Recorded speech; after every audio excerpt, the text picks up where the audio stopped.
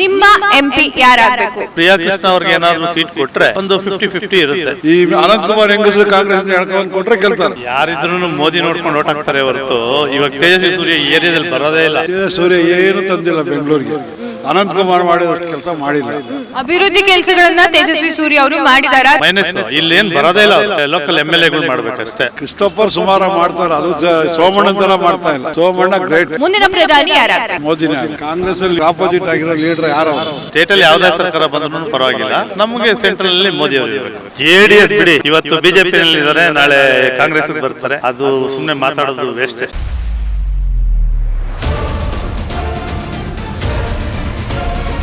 ನಮಸ್ತೆ ಸರ್. ನಮಸ್ತೆ. ನಮಸ್ತೆ ಮೇಡಮ್. ನಿಮ್ಮ ಎಂಪಿ ಯಾರಾಗಬೇಕು? ಬಿಜೆಪಿಯಿಂದ ತೇಜಸ್ವಿ ಸೂರ್ಯ ಅವರ ಕಾಣಿಸ್ತಾ ಇದ್ದಾರೆ, ಹಾಗೆ ಕಾಂಗ್ರೆಸ್ನಿಂದ ಸೌಮ್ಯ ರೆಡ್ಡಿ ಅವರಾಗಿರಬಹುದು ಅಥವಾ ನಿಕೇತ್ ರಾಜ್ ಆಗಿರಬಹುದು ಕಾಣಿಸ್ತಾ ಇದ್ದಾರೆ. ಸೊ ಅವರಿಬ್ಬರಲ್ಲಿ ತೇಜಸ್ವಿ ಸೂರ್ಯ ಏನು ತಂದಿಲ್ಲ ಬೆಂಗಳೂರಿಗೆ. ಅನಂತ್ ಕುಮಾರ್ ಮಾಡಿದಷ್ಟು ಕೆಲಸ ಮಾಡಿಲ್ಲ.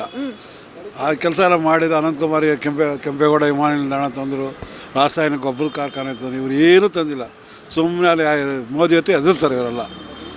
ಅದರಿಂದ ಮೋದಿನೇ ಬರಬಾರ್ದು ಅಂತ ಹೇಳ್ತಾ ಇಲ್ಲ, ಆದರೆ ಇವರೂ ಸತತ ಬರಬೇಕು. ಆಗ ಅವ್ರಿಗೂ ಸ್ವಲ್ಪ ಭಯ ಬರುತ್ತೆ. ಎಲ್ಲರೂ ಏಕಚಕ್ರ ಆದ್ಬೇಕು, ಎಲ್ಲರಿಗೂ ರೈಡ್ ಮಾಡೋದು. ಯಾರು ಎದುರಿಸ್ತಾರೆ ಅವ್ರಿಗೆಲ್ಲ ರೈಡು. ಅಂದರೆ ಈಗ ಬಿಜೆಪಿ ಭದ್ರಕೋಟೆ ಅಂತಾನೆ ಕರೀತಿದ್ರು ಬೆಂಗಳೂರು ದಕ್ಷಿಣನ, ಆ ಭದ್ರಕೋಟೆನ ಕಾಂಗ್ರೆಸ್ ಛಿದ್ರ ಮಾಡುತ್ತೆ ಅಂತನಾ? ಕಷ್ಟ ಇದೆ, ಒಟ್ಟಲ್ಲಿ ಕಷ್ಟ ಇದೆ. ಈ ಅನಂತ್ ಕುಮಾರ್ ಹೆಂಗಸರು ಕಾಂಗ್ರೆಸ್ಸಿಂದ ಹೇಳ್ಕೊಂಡು ಕೊಟ್ಟರೆ ಗೆಲ್ತಾರೆ. ಅನಂತ್ ಕುಮಾರ್ ಹೆಂಗಸರನ್ನ ಕರ್ಕೊಂಡ್ಬಂದು ಕೊಟ್ಟರೆ ವಿನ್. ತೇಜಸ್ವಿ ಸೂರ್ಯ ಹೋದ. ಇಲ್ಲಿ ಯಾರು ಕ್ಯಾಂಡಿಡೇಟ್ ಮೇಲೆ ಹೋಗುತ್ತೆ.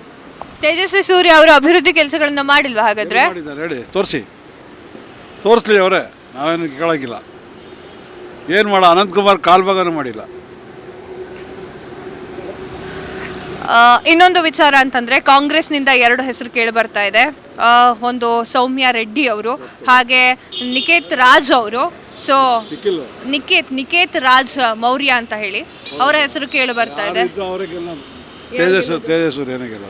ಓಕೆ, ಇಲ್ಲಿ ಬಂದ್ಬಿಟ್ಟು MLA ಕೃಷ್ಣಪ್ಪ ಅವರು ಕಾಂಗ್ರೆಸ್ ಪಾರ್ಟಿ, MP ಬಂದ್ಬಿಟ್ಟು ತೇಜಸ್ವಿ ಸೂರ್ಯ ಅವರು ಬಿಜೆಪಿ ಪಾರ್ಟಿ.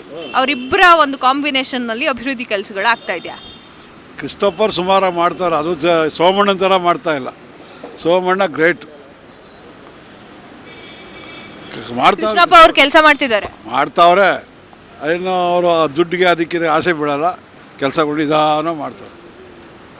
ಓಕೆ ಸರ್, ಈಗ ತೇಜಸ್ವಿ ಸೂರ್ಯ ಅವರ ಒಂದು 2 ಸಲ ಅವರು ಗೆದ್ದಿದ್ದಾರೆ, ಸೊ MP ಆಗಿದ್ದಾರೆ. ಅವರ ಒಂದು ಕೆಲಸವನ್ನು ನೋಡಿ ಅವರಿಗೆ ನೀವು 100ಗೆ ಎಷ್ಟು ಮಾರ್ಕ್ಸನ್ನು ಕೊಡೋಕೆ ಇಷ್ಟಪಡ್ತೀರಾ?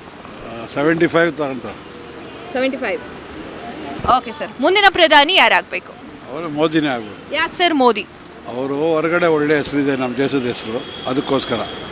ರಾಹುಲ್ ಗಾಂಧಿ ಅವರಾಗಿರ್ಬೋದು, ಕರ್ನಾಟಕದ ಮಲ್ಲಿಕಾರ್ಜುನ್ ಕಾಂಗ್ರೆಸ್ಸಲ್ಲಿ ಲೀಡ್ರೇ ಇಲ್ಲ ಸರಿಯಾಗಿ. ಅವ್ರಿಗೆ ಆಪೋಸಿಟ್ ಆಗಿರೋ ಲೀಡ್ರ್ ಯಾರು ಇಲ್ಲ. ನಿತೀಶ್ ಕುಮಾರ್ ಇದ್ದರು, ಅವರು ಹೋದ್ರು. ಮಮತಾ ಬ್ಯಾನರ್ಜಿ ಲೀಡ್ರ್ ಮಾಡಿದ್ರೆ ಆಗಿರೋದು. ಅವ್ರು ಮಮತಾ ಬ್ಯಾನರ್ಜಿ ಕೇರೇ ಮಾಡಲಿಲ್ಲ ಕಾಂಗ್ರೆಸ್ನವ್ರು.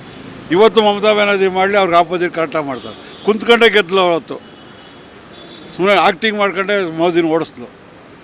ಇವತ್ತು ಅಲ್ಲಿ ಗೆಲ್ತಾಳೆ ಅವಳೇನೆ. ಆ ಥರ ಲೀಡರ್ಶಿಪ್ ಅವ್ರಿಗೆ ಆಪೋಸಿಟ್ ಮಾಡಿ ಲೀಡ್ರ್ ಇಲ್ಲ. ಆಪೋಸಿಟ್ ಯಾರು ಮಾಡ್ತಾರೆ ಅವ್ರಿಗೆ ರೈಡ್ ಮಾಡಿಸ್ತಾರೆ. ಅದೊಂದು ಮೇಯ್ನು ಏಕಚಕ್ರಾಧಿಪತ್ಯ. ಅದರಿಂದ ಹತ್ತತ್ರ ಇವರು ಬರಬೇಕು, ಆಲ್ ಪಾರ್ಟೀಸು. ಅವ್ರ ಮೆಜಾರಿಟಿ ಬಂದ್ರೂ ಇವರು ಹತ್ತತ್ರ 200 ಬಂದರೆ ಅವ್ರು ಭಯ ಬರ್ತದೆ. ಇದ್ರಲ್ಲಿ ಭಯ ಬರೋಲ್ಲ. ಅವ್ರು ಇಷ್ಟೇ. ಸುಪ್ರೀಂ ಕೋರ್ಟ್ ಇವತ್ತು ಬಾಂಡ್ ಎಲ್ಲ ರದ್ದು ಮಾಡೋರು, ಕರೆಕ್ಟಾಗಿ ಮಾಡೋರು. ಅವ್ರು ಏನು ಬಾಂಡು ತಗೊಳ್ಳೋದು ದುಡ್ಡುಗಳು ದೊಡ್ಡ ಕಂಪ್ನಿ ಹತ್ರ ಮಾಲೀಕರು ತಗೊಂಡು ತಿಂತಾ ಇರ್ತಾರೆ. 1 ಲಕ್ಷ ಕೋಟಿ ಅಂಬಾನಿ ಅದಾನಿಗೆ ರದ್ದು ಮಾಡಿದ್ರು. ಯಾಕೆ ಮಾಡಬೇಕಾಗಿತ್ತು? 1 ಲಕ್ಷ ಕೋಟಿ ಮಾಡಿದಾರ ಇಲ್ವಾ? ರದ್ದು ಮಾಡಿದ್ರು. ಯಾಕೆ ಮಾಡಬೇಕು? ಅದೇ ಬಡವ್ರಿಗೆ ಅಂದರೆ ವಿರೋಧ ಮಾಡ್ತಾರೆ. ಸಿದ್ದರಾಮಯ್ಯ ಅವರು ಕೊಟ್ಟಿರುವಂತಹ ಅಷ್ಟು ಗ್ಯಾರಂಟಿಗಳು ನಿಮ್ಗೆ ಇಷ್ಟ ಆಗಿದೆಯಾ? ಇಷ್ಟ ಆದರೆ ಬಂದು ತಲುಪಿದ್ಯಾ? ಇಷ್ಟ ಆಗಿದೆ, ತಲುಪಿದೆ. JDS BJP ಮೈತ್ರಿ ಬಗ್ಗೆ ಏನು ಹೇಳೋಕೆ ಇಷ್ಟಪಡ್ತೀರಾ? JDS ಹೋಗ್ಬಾರ್ದು, ಹೋಗ್ಬಿಟ್ಟವ್ರೆ. ಏನು ಮಾಡೋದು? ಏನು ಮಾಡೋಕ್ಕೆ ಆಟ ಆಡಿಸ್ತವ್ರು ಅವರು ಸೀಟ್ ಕೊಡ್ತಾನೆ. ಸೊ ಈಗ 28 ಕ್ಷೇತ್ರ ಇದೆ ಕರ್ನಾಟಕದಲ್ಲಿ.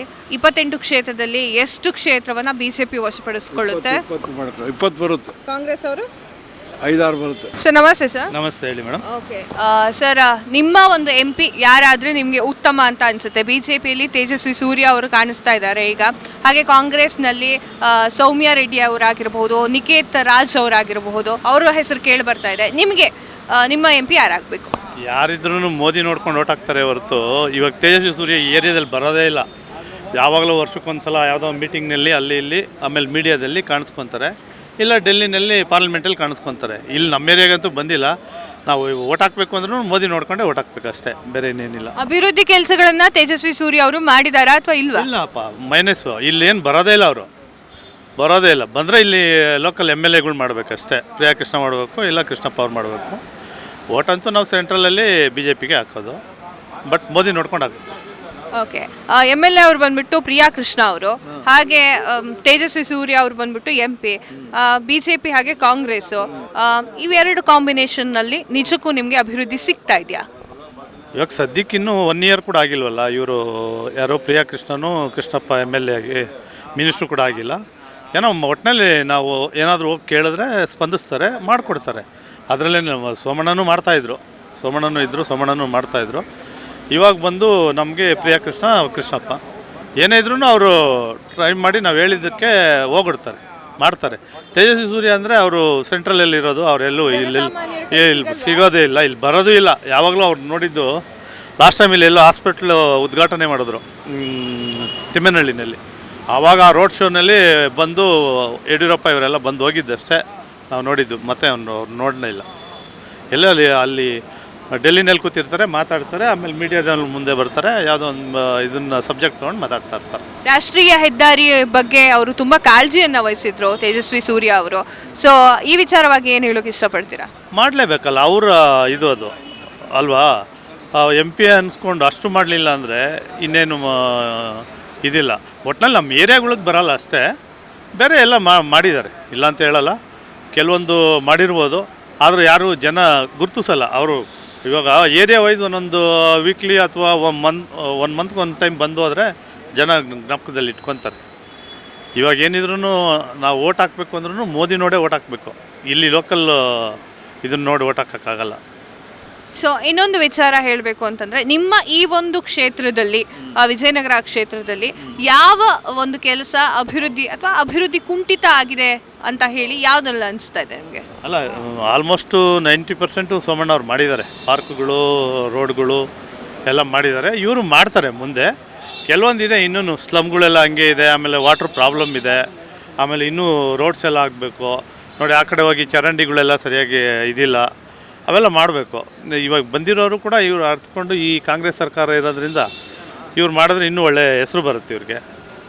ಬೆಂಗಳೂರು ದಕ್ಷಿಣನ BJP ಭದ್ರಕೋಟೆ ಅಂತ ಕರೀತಾರೆ. ಸೊ ಕಾಂಗ್ರೆಸ್ ಅವರು ನಿಂತು ಆ ಭದ್ರಕೋಟೆಯನ್ನು ಛಿದ್ರ ಮಾಡ್ತಾರೆ, ಅಥವಾ ಕಾಂಗ್ರೆಸ್ ಅವ್ರು ಗೆದ್ದು ಭದ್ರಕೋಟೆಯನ್ನು ಛಿದ್ರ ಮಾಡ್ತಾರೆ, ಟಕ್ಕರ್ ಕೊಡ್ತಾರೆ ಅಂತ ಅನಿಸ್ತಾ ಇದೆ ನಿಮಗೆ? ಅದು ಅನ್ಸೋದು ಪ್ರಿಯಾ ಕೃಷ್ಣ ಅವ್ರಿಗೆ ಏನಾದರೂ ಸೀಟ್ ಕೊಟ್ಟರೆ ಒಂದು 50-50 ಇರುತ್ತೆ. ಇಲ್ಲಾಂದರೆ ಬೇರೆಯವ್ರು ಬಂದರೆ ಕಷ್ಟ ಅನ್ಕೊತೀನಿ ನಾನು, ನನ್ನ ಅಭಿಪ್ರಾಯ. ಪ್ರಿಯಾ ಕೃಷ್ಣ ಕೊಟ್ಟರೆ ಫುಲ್ ಫೈಟ್ ಇರುತ್ತೆ, ಬೇರೆಯವ್ರು ಬಂದರೆ ಕಷ್ಟ. ಓಕೆ ಸರ್, ಈಗ 2 ಅವಧಿಯವರೆಗೂ ಕೂಡ 2 ಸಲ ಅವ್ರು ಗೆದ್ದಿದ್ರು, ತೇಜಸ್ವಿ ಸೂರ್ಯ ಅವರು ಗೆದ್ದಿದ್ದಾರೆ, MP ಆಗಿದ್ರು. ಸೊ ಅವರಿಗೆ ನೀವು ಎಷ್ಟು ಮಾರ್ಕ್ಸನ್ನು ಕೊಡ್ತೀರಾ 100ಕ್ಕೆ? 100ಗೆ ಒಂದು 60 ಕೊಡ್ಬೋದು. 60 ಕೊಡ್ಬೋದು. ಓಕೆ ಸರ್, ನಿಮಗೆ ಯಾರು ಪ್ರಧಾನಿ ಆದರೆ ಉತ್ತಮ ಅಂತ ಅನಿಸುತ್ತೆ? ನಮಗೆ ಸೆಂಟ್ರಲಲ್ಲಿ, ಸ್ಟೇಟಲ್ಲಿ ಯಾವುದೇ ಸರ್ಕಾರ ಬಂದ್ರೂ ಪರವಾಗಿಲ್ಲ, ನಮಗೆ ಸೆಂಟ್ರಲಲ್ಲಿ ಮೋದಿಯವರು ಇರಬೇಕು. ರಾಹುಲ್ ಗಾಂಧಿ ಅವ್ರು ಯಾಕೆ ಆಗಬಾರ್ದು? ಮಲ್ಲಿಕಾರ್ಜುನ್ ಖರ್ಗೆ ಅವ್ರು ಯಾಕೆ ಆಗಬಾರ್ದು? ಅಲ್ಲ, ಇವಾಗಿನಿರೋ ಟ್ರೆಂಡಲ್ಲಿ, ಇವಾಗ ಮಾಡ್ತಾ ಇರೋ ಕೆಲಸಗಳಲ್ಲಿ ಬೆಸ್ಟು ಇವಾಗ ವರ್ಲ್ಡಲ್ಲೇ ನಂಬರ್ 3 ನಂಬರ್ 4 ನಮ್ಮ ಪ್ರಧಾನಮಂತ್ರಿಯವರು.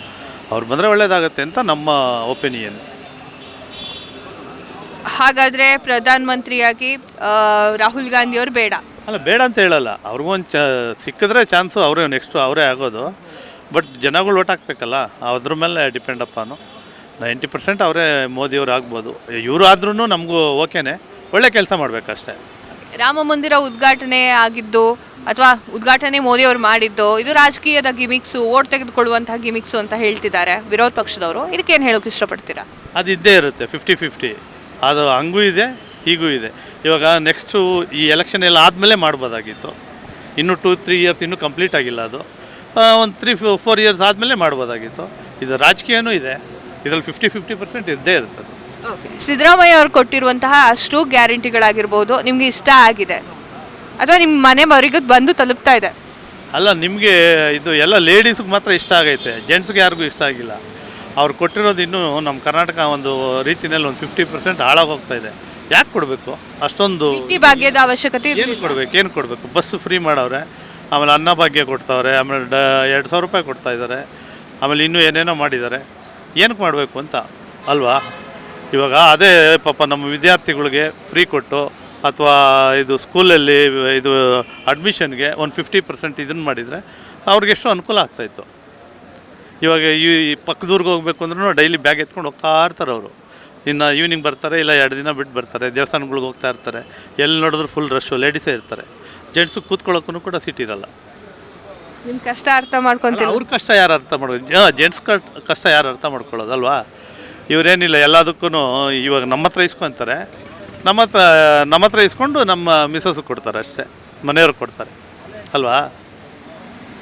ಸೊ ಇನ್ನೊಂದು ವಿಚಾರ, BJP ಹಾಗೆ JDS ಮೈತ್ರಿಯ ಬಗ್ಗೆ ಏನು ಹೇಳೋಕ್ಕೆ ಇಷ್ಟಪಡ್ತೀರಾ?